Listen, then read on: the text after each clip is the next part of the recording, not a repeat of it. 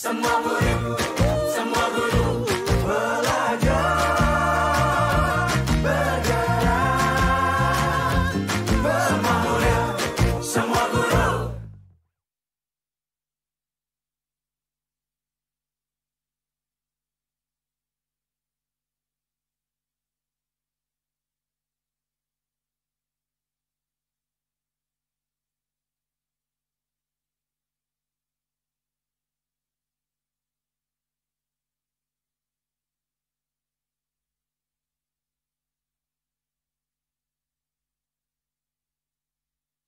Yang di luar itu juga boleh. Oke, nah sebelum kita mulai acara ngobrol-ngobrol kita, aku mau ingetin teman-teman bisa juga ikut kerja barengan melalui donasi di kitadisa.com/kerja barengan. Nantinya hasil crowdfunding yang dikumpulkan itu akan kita gunakan untuk mengembangkan komunitas-komunitas pendidikan yang ada di Indonesia. Yeay. Oke, nah topik kita malam hari ini itu adalah ngobrolin tentang pengembangan generasi muda. Oke. Tentunya narasumber yang hadir malam hari ini juga masih muda-muda. Oh ya. Jadi terintimidasi gitu ya, jadi takut ya. Ini ramai banget nih karena kita ada 4 narasumber kita. Kita kenalan satu-satu ya. Karena di sini mayoritas perempuan. Kita persilahkan. Silakan. Halo teman-teman semua, perkenalkan nama saya Andi Angger Sutawijaya, saya dari Gerakan Turun Tangan. Gerakan Turun Tangan itu ngapain sih Kak? Boleh diceritain sedikit? Gerakan Turun Tangan itu sebuah gerakan yang percaya kalau anak-anak muda itu ke depan bisa jadi pemimpin, dan kepemimpinannya itu ditumbuhkan bukan lewat jalur kelas aja, tapi lewat aktivitas kerelawanan. Jadi kalau percaya bahwa ke depan kita bisa membuat sesuatu, ketika melihat masalah sekarang yang ada di sekitar mereka, jangan tanya yang lain udah ngelakuin apa, tapi tanya sebenarnya diri kita bisa ngelakuin apa dan kita bisa turun tangan langsung sebenarnya gitu. Jadi komunitas turun tangan kayak inkubator kepemimpinan tapi lewat aktivitas kerelawanan gitu sih. Gitu. Ini seru banget, berarti bisa belajar kepemimpinan melalui aktivitas kerelawanan. Yap, betul. Iya. Asik Kak. Sama-sama. Dari yang ganteng kita menuju Wow. yang cantik.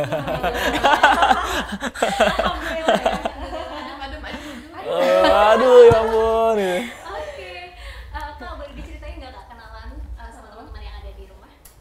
Halo, perkenalkan, saya Nelsa, Public Relation dari Wardah Kosmetik. Pertama-tama pengen mengucapkan terima kasih banyak karena telah mengundang Wardah di kegiatan yang positif malam hari ini. Oke. Kita yang seneng banget loh Wardah bisa datang ke sini. Ya kan? Nanti kita akan ngobrol seru nih. Kenapa Wardah bisa hadir di SMSG ya kan? Oke. Selanjutnya ada kakak lagi di sebelah sini. Halo, Perkenalan, selamat malam semuanya. Aku Marita Sinintya Rastuti dari Indo Relawan. Indo Relawan. Boleh diceritain nggak sih Kak Indo Relawan? Indo tuh apa? Relawan itu apa ya? Kita selalu bilang Indo Relawan tuh mak comblang. Iya, mencarikan jodoh, tapi jodohnya bukan antara pasangan gitu ya. Pasangannya adalah organisasi sama relawan. Oke. Dan itu bisa buka di indorelawan.org untuk cari kegiatan aktivitas sosial kerelawanan. Mungkin salah satunya aktivitas yang ada dibikin turun tangan pun juga bisa dicari di Indo Relawan. Di Indo Relawan. Oke, jadi mak comblangnya bukan, ingat ya teman-teman. Kayaknya bukan ya. Bisa jadi. Tapi bisa jadi mungkin aja kan. Bisa jadi ya. Bisa aja. Baru aku pengen ngomong biasanya dari aktivitas. dari aktivitas sama kan ketertarikannya, ya kan. Barulah itu langkah lebih smooth untuk gerakan bawah tanah. Oke, sip. Nah, selanjutnya, wah ya kalau yang ini sih udah nggak bisa diperkenalkan lagi ya. Nggak mau nih, haknya terasa Oke, Kak Ciki lagi sibuk apa nih Kak? Macam-macam sih. Macam-macam. Apa aja nih, coba diceritain Baru Kak. pulang dari Swedia, liputan Muslim Travelers Net TV. Oke. Terus juga lagi persiapan mau manggung buat nanti salah satunya Ramadan Jazz. Ramadan Jazz. Ya, Oke. nge-mural juga masih. Jadi Mural. juga saya seniman sebenarnya. Banyak kerjaan memang yang di dunia seni ya. Iya, alhamdulillah. Oke, siap. Baiklah nih, ini sudah kenalan sama narasumber kita. Kita akan awalnya kita akan mau tebak tokoh dulu nih, ya kan? Seberapa kenal sih teman-teman di sini dengan tokoh-tokoh orang-orang yang akan kita tampilkan di layar nanti? Kita akan minta teman-teman untuk nebak itu siapa, terus apa sih yang dia lakukan, gitu ya? Boleh aspren ya, phone of friend. Kalau kita sih satu kelompok. Oke, nanti yang dilihat layarnya di sebelah sana. Oke. Di sebelah sana ya. Oke, kelihatan Kak? Kelihatan ya, nanti intip-intip ya. Oke, kita akan lihat dari gambar 1. Oke, siap. Oke. Siapakah dia? Kelihatan. Alfa Timur ya? Timi ya? Iya, kayaknya Timi ya? Alfa Timur. kayak dari sini. Oh iya.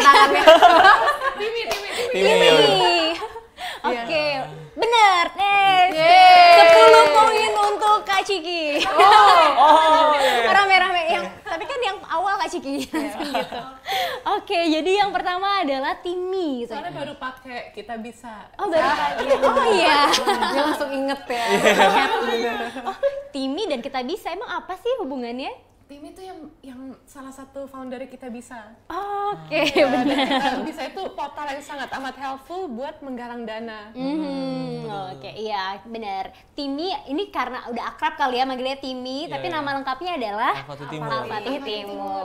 Ya, beliau adalah founder dari kitabisa.com. Gitu. Salah satu yang memang kita pakai juga untuk teman-teman jangan lupa ikut donasi crowdfunding. Juga pernah pakai, oke? Kita semua pakai semua kan? Pernah pakai ya. Pakai juga. Oke, sip. Berarti Kalau diingat ya, zaman sebelum ada kitabisa.com ya, crowdfunding tuh susah banget. Iya. Dan kayak manual banget. Bener-bener. Makanya ketika Timi Ngirimin dan WhatsApp teman-teman gitu. bikin kitabisa.com itu adalah salah satu solusi yang jadi solutif banget buat crowdfunding untuk hal-hal kebaikan. iya bener, itu berdampak banget buat seluruh Indonesia ya, si kitabisa.com itu ya. Dan memang lebih kredibel karena biasanya dulu tuh lewat WhatsApp, nomor rekening sekian, Iya. yang nggak tahu Dan orang juga juga nggak tahu tuh siapa. Iya Dan nomor kan? kita pribadi kadang-kadang. Iya, Iya, benar. nomor pribadi. Nomor gitu. pribadi. Karena kita Bisa bisa. ada transparansinya juga. Betul, betul. Iya benar-benar. Kalau kita bisa tuh, oke. Itu Timi itu yang pertama.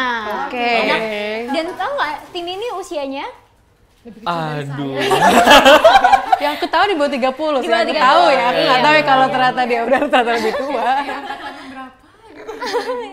2007, oke.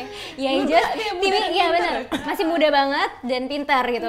Di bawah 30 tahun benar. Oke. Nah, Nggak salah selanjutnya ada lagi yang kedua, gambar kedua. Ini juga pasti kenal nih. Siapa Ah, namanya? Alanda Kariza. Langsung tahu dia siapa. Kayaknya yang paling posisi paling menentukan depan ya. prestasi gitu. Karena Iya emang yang sebelum-sebelumnya juga gitu, posisi menentukan prestasi. Oh iya. jadi di situ gue pindah. Oke, Alanda. Dia ngapain sih, Kak? Banyak kan IEC dia bikin. IEC. Saya sih kenalnya di acara Wardah. Oh jadi maklumbannya wadah ya? Senang banget Ikon-ikon banget tuh. orang-orang Saya banyak kenalnya di acara Wardah. Jadi itu Wardah bikin sebuah acara, Alanda moderatornya dan smart banget. Smart banget ya. Masya Allah keren Dan sih. masih muda. Masih muda dan smart. Oke. Selanjutnya ada lagi nih gambar yang ketiga. Gue diem deh. Oh, Nadim Makarim ya. Iya, pakai lah. Tadi kesini juga pakai musik juga. Pakai juga. Iya, pasti. Kalau nggak pakai itu nggak ada kejar. Udah kejar bener. Ini sangat ngebantuin kita terutama yang di Jakarta ya. Ngubah hidup banget nggak sih? Iya, Kayak jadi problem solver banget buat kemacetan, buat permintaan tenaga kerja dan lain-lain. Iya gitu. betul. Penyelamat di saat mager gitu ya. Ketahuan semuanya bisa ya dengan satu aplikasi ya itu. Nah, kalau bisa nggak keluar rumah, nggak keluar rumah ya. Tapi penemuannya itu keren banget buat salah satunya memberatas pengangguran ya. pengangguran bener banget. Iya, dan bikin orang bisa dari satu titik ke titik lain jadi Lebih cepet. Hanya dengan satu hal gitu ya, aplikasi gitu ya, tapi ternyata bisa connecting orang lebih banyak untuk melakukan banyak hal real gitu. time. Oh, Real time-nya itu sih luar Iya biasa. sih bener. Ya berdampak banget nih kuncinya. Nah yang ketiga ada lagi. Yang ketiga, yang keempat masih ini ya euforia. Yang keempat adalah Wah. Ini aku juga deh. Tulus. Ini terkenal nih. Tulus ya. Kita mau nyanyi dulu bareng-bareng. Aduh. Yang mana gitu. Iya, yang paling Jadi baru malu sama mungkin Ciki yang kalau- jadi viral di apa nggak bisa. Yang duet oh bukan. Yang apa yang Iya, ini Tulus memang seorang teman ya, teman artis juga, seniman teman juga, kita semua. semuanya. Iya. Oke, ya, Tahu aku juga dari Wardah. Bukan tahu kenal ya. Kalau tahunya sih terkenal banget. Iya. Nah, tapi yang mungkin kadang suka kita lewatkan selain dia juga nyanyi, ya, punya prestasi di dunianya gitu, tapi juga punya aktivitas sosial yang Aku tuh ingat tinggi ya banget. bantu guru belajar lagi. Bantu guru belajar Sama lagi. Wardah juga aku taunya itu. Ya, terakhir kali banget Abang sih. Tulus itu tuh kegiatan bareng kita di Wadah Inspiring Teacher. Wah. Baru banget kemarin hari Minggu tuh kita kelar mengadakan Wadah Inspiring Teacher tuh sama Abang Tulus. Abang Tulus. Abang Tulus. Oke. Udah Oh iya udah. Sangat ikrip ya, ikrip. Aduh, seringnya. Kita masih manggilnya Tulus ya. Iya. Oh, ini abang sudah selesai. Oke deh, udah habis itu. Skornya paling banyak kita semua aja. Karena udah pakai bareng-bareng ya. Oke. Oh iya, sebelum kita lanjut nih teman-teman, aku mau ngingetin kalau teman-teman mau ikutan seru-serunya ngobrol bareng kita, bisa kasih pertanyaan, tulis aja di kolom komentar. Nanti kita akan coba untuk diskusikan bareng di sini, gitu ya. Nah, kalau tadi kan adalah tokoh-tokoh yang tokoh-tokoh yang emang terkenal gitu ya, yang berdampaknya tuh besar banget gitu, yang semua orang banyak yang tahu gitu. Tapi di sepanjang perjalanan kakak-kakak nih, pernah nggak sih menemukan sosok muda yang inspiratif gitu? Yang masih muda, inspiratif dan berdampak buat lingkungan atau buat buat lingkungan sekitarnya gitu. Mau ada yang cerita? Pernah ketemu siapa gitu? Banyak sih, Mbak. Banyak. Iya. Satu orang nih yang ngebuat Kak Ciki tuh Satu banyak sih. Tapi salah satunya teman-teman pengajar muda sih, mantan pengajar muda. Iya. Mungkin bisa disebut kakak Monik gitu ya. Kayak kemarin tuh aku sempet kan nyamperin teman aku yang jadi PM di Nunukan gitu ya. Nunukan. Di situ aku ngelihat kayak gimana perjuangan dia bangun taman baca, terus ngeyakinin TNI buat barak bekas TNI dijadiin taman baca. Dan gimana kayak dia Muslim tapi keluar masuk gereja untuk ngajak anak-anak yang aktif di gereja buat bergerak sama-sama gitu, tapi tetap tidak mempertaruhkan akidahnya. Dan itu kayak teman-teman yang jadi PM di tempat-tempat yang di mana dia minoritas tapi tetap bisa sangat amat berdampak dan sangat amat disayangi sama warga di sana, itu kayak touch my heart banget sih perjuangan mereka. wow, ini teman-teman PM yang ada di sana.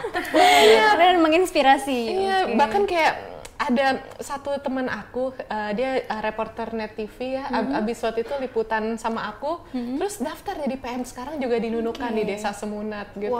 Dan dia sering cerita gimana semangat dia menumbuhkan minat baca anak-anak di sana, kayak itu semua mulai lagi dari bawah. Kayak kalau di Net dia udah biasa ngehandle acara-acara yang wow gitu ya, tiba-tiba sekarang dia harus jadi guru SD.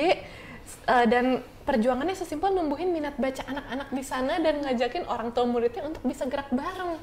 Itu kayak aku amazed sih sama dia yang ya maksudnya meninggalkan apa yang dia udah raih di Jakarta dan mulai lagi dari desa gitu, kayak dari wow, sederhana banget, kecil gitu ya, menumbuhkan minat baca gitu.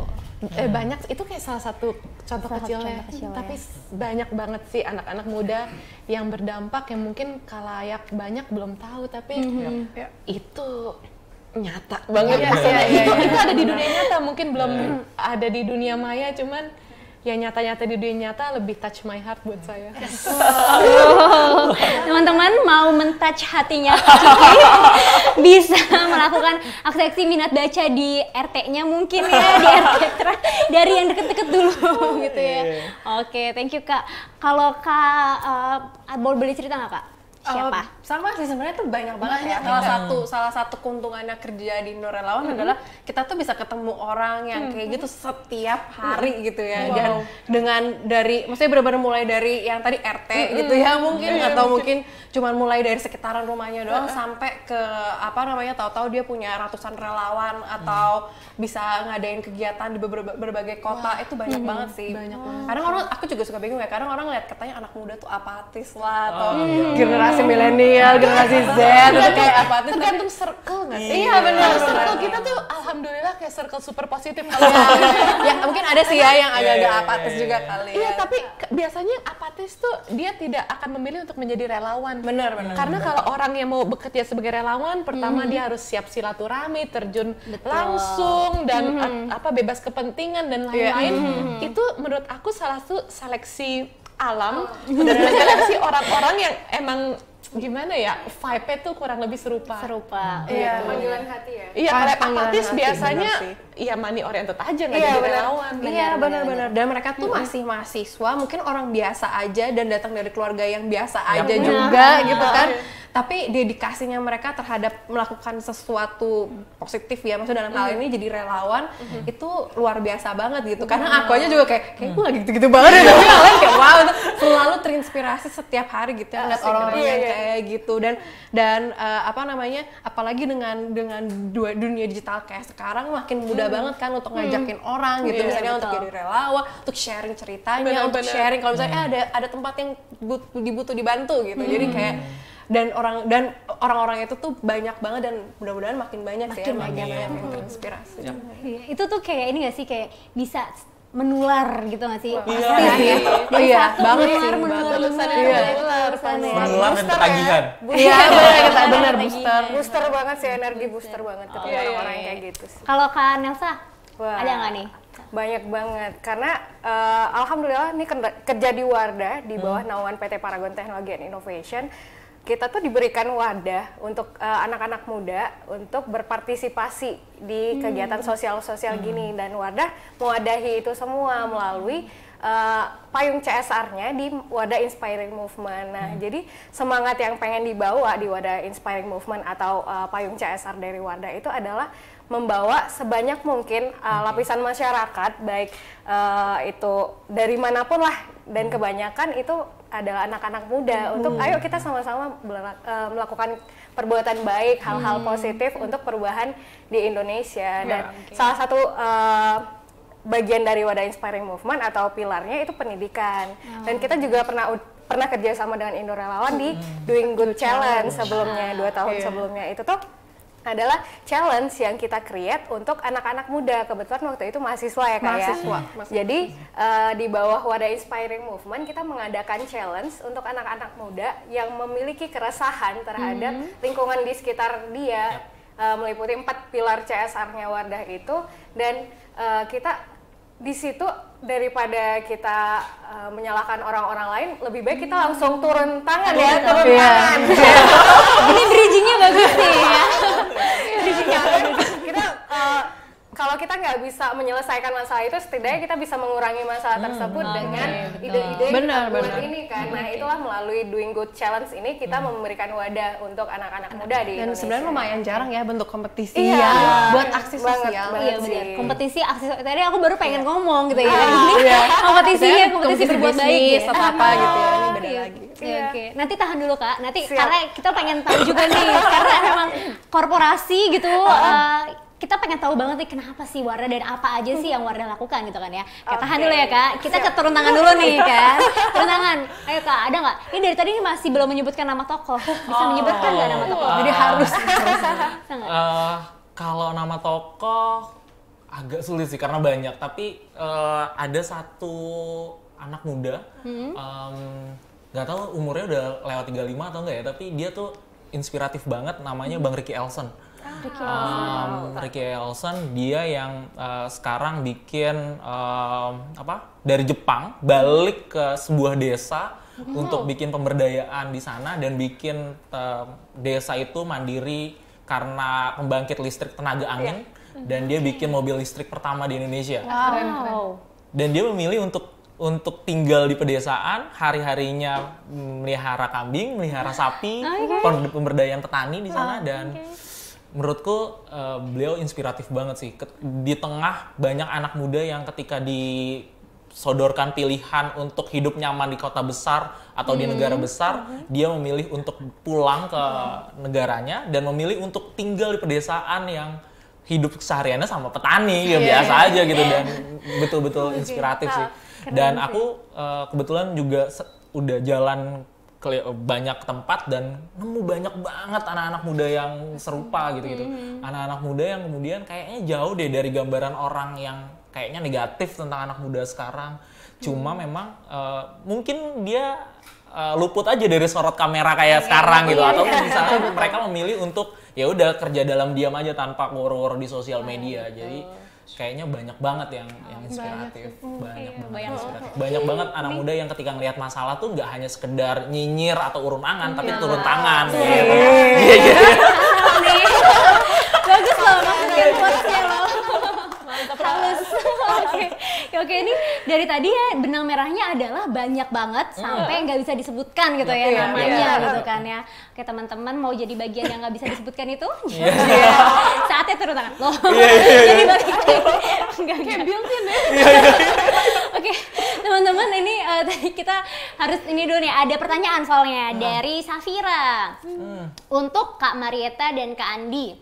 Apa sih penyebab komunitas sosial itu bisa besar dan dikenal banyak orang gitu? Terus apakah menjadi terkenal itu penting? Nih sebenarnya kayak pertanyaan udah tadi kita jawab ya. Tapi boleh nggak dijawab Kak? Dengan singkat.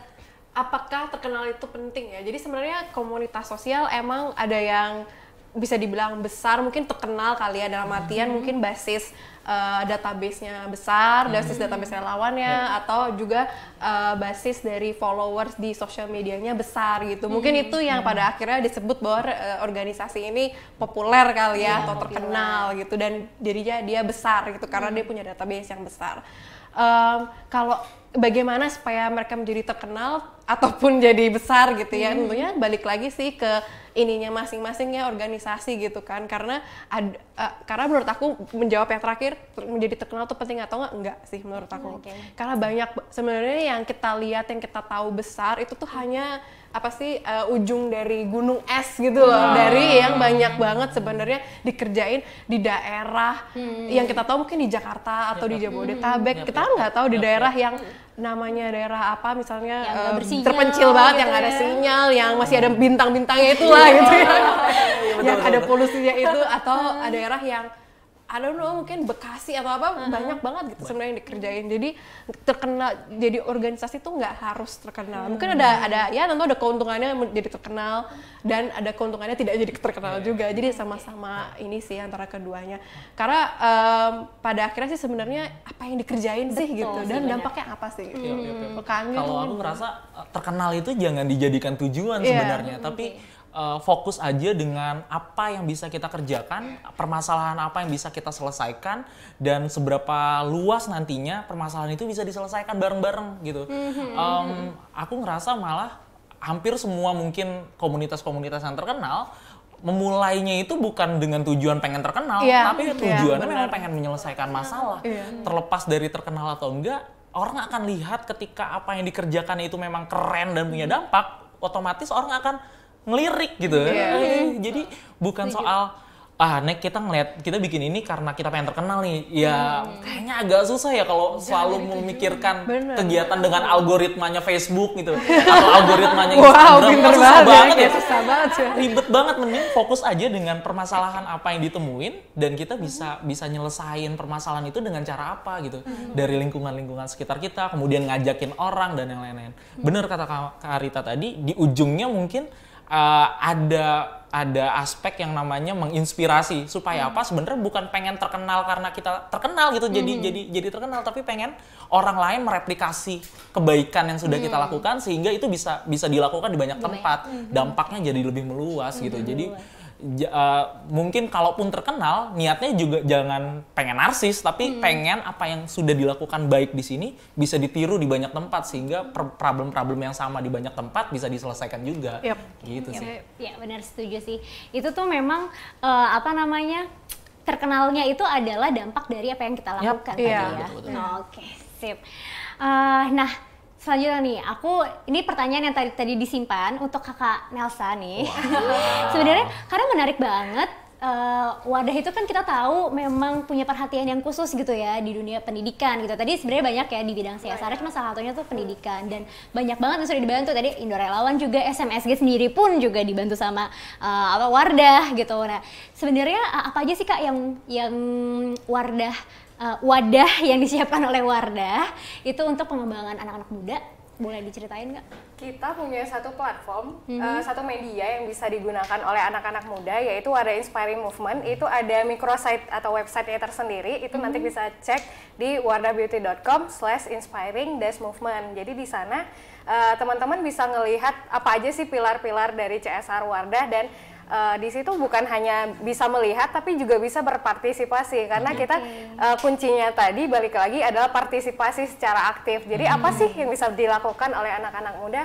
Mereka bisa create konten di situ. Misalnya di bidang pendidikan, mereka ada satu konten nih yang pengen diperlihatkan, contoh video kah atau tulisan misalnya. Mereka punya tulisan-tulisan yang dirasa manfaatnya tuh gede dan worth it untuk di-sharing ke banyak orang, itu bisa di-upload saja di microsite tadi di Wadah Inspiring Movement itu. Dan selain itu juga kita secara berkala kita punya kegiatan-kegiatan yang pastinya melibatkan teman-teman juga gitu. Jadi teman-teman yang punya ketertarikan sosial yang tinggi bisa ikutan di Wadah Inspiring Movement itu dengan mendaftarkan diri menjadi volunteer yang nantinya akan kita ajak untuk berkegiatan bareng di Wadah Inspiring Movement. Seru. Iya, banyak banget. Banyak banget gitu ya. Teman-teman tuh bisa langsung dicari www.wardahbeauty.com/inspiring-movement. Oke, langsung Atau di browsing aja Wadah Inspiring Movement. langsung ya. Oke. Kalau kita ngomongin anak muda, tentunya tuh banyak banget sih isu-isunya gitu kan ya. Dan nggak bakalan cukup kalau cuman 30 menit gitu kan ya. Nah, aku mau dong Kak, kayak sekalian closing statement nih, satu kalimat. Oke, dipikirkan mulai satu kalimat aja challenge-nya. Satu kalimat untuk anak-anak muda di luar sana yang lagi nonton gitu, untuk gimana sih bisa berdampak, atau ajakan lah untuk mari berdampak buat anak-anak yang tadi tergolong masih di luar circle super positif ini nih gitu ya. Untuk publik bisa berkontribusi apa Kak? Coba dari yang Iya. Iya. Oke. Oke, satu kalimat Kak. Satu kalimat ya, satu kalimat. Teman-teman semua, anak-anak muda, kita harus percaya bahwa Republik ini tuh selalu melibatkan anak-anak muda pada hal-hal besar. Mulai dari Sumpah Pemuda, Proklamasi, 98, dan banyak lagi momen-momen besar itu selalu melibatkan pemuda sebagai aktornya. Hari ini kita kadang suka baca sejarah dan amazed sendiri ya, tapi menurutku bukan hanya sekedar membaca, tapi apa sejarah yang kita pengen tulis sekarang gitu. Dan kayaknya kita nggak bisa menulis sejarah kita yang itu bisa dibaca sama anak cucu kita kalau hanya sekedar diam gitu, hanya sekedar urun angan.